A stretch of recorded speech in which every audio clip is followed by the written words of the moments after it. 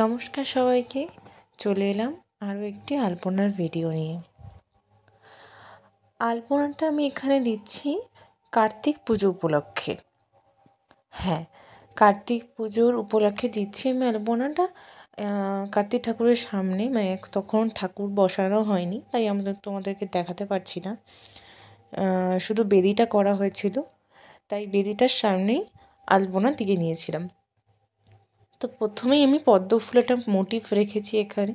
তোমরা দেখতেই পাচ্ছ, আমার যে কোনো জিনিসে পদ্ম ফুলের একটু ছোঁয়া থাকলে খুব ভালো লাগে, সেটা ক্লিয়ার জুয়েলারি হোক বা পাঞ্জাবির ডিজাইন হোক বা আলপনা হোক।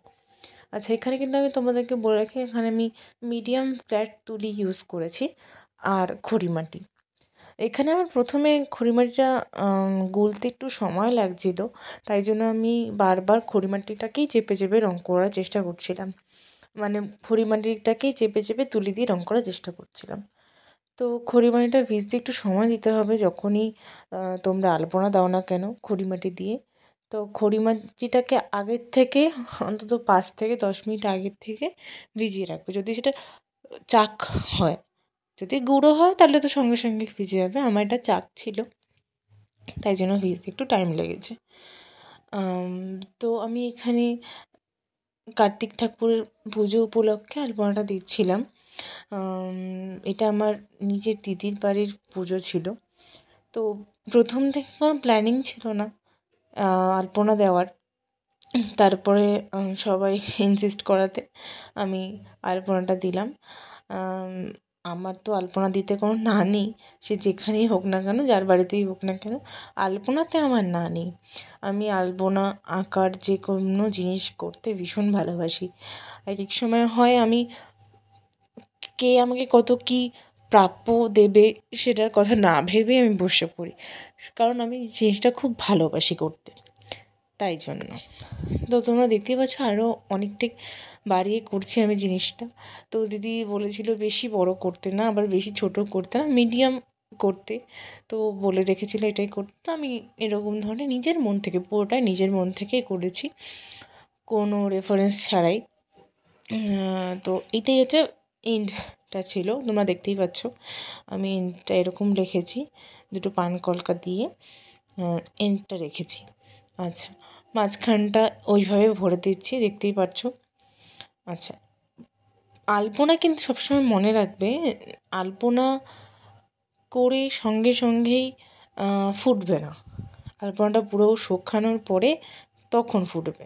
দেখতেই পাচ্ছ আস্তে আস্তে সব শুকিয়ে আসছে, তখন আরও ডিপ সাদা হয়ে যাচ্ছে, তখন পিওর সাদা কালারটা বেরিয়ে আসে।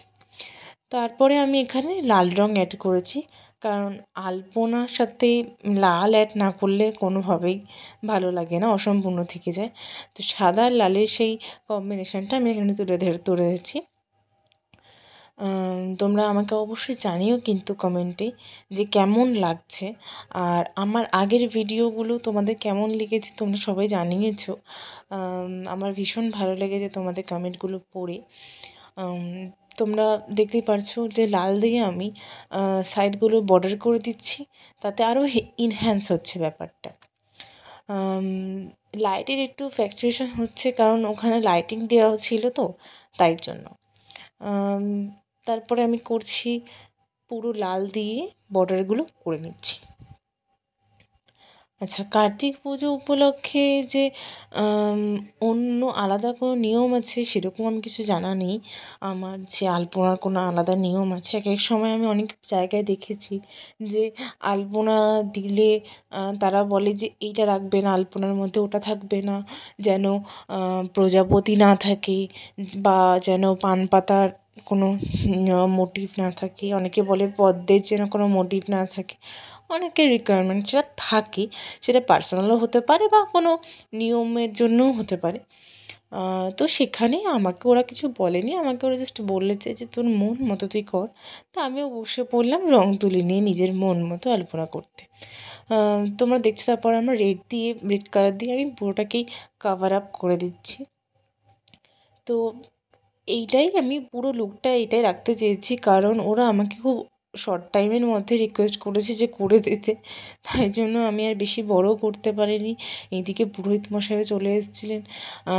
আরও গোছগাছ বাকি ছিল পুজোর, কারণ আমি আলপনা দিয়ে না উঠলে সেইখানে আরও যা যা জিনিস রাখতে হয় ঠাকুরের সামনে সেগুলো রাখতে পারছিল না। তো এই ছিল ফুল লুকটা।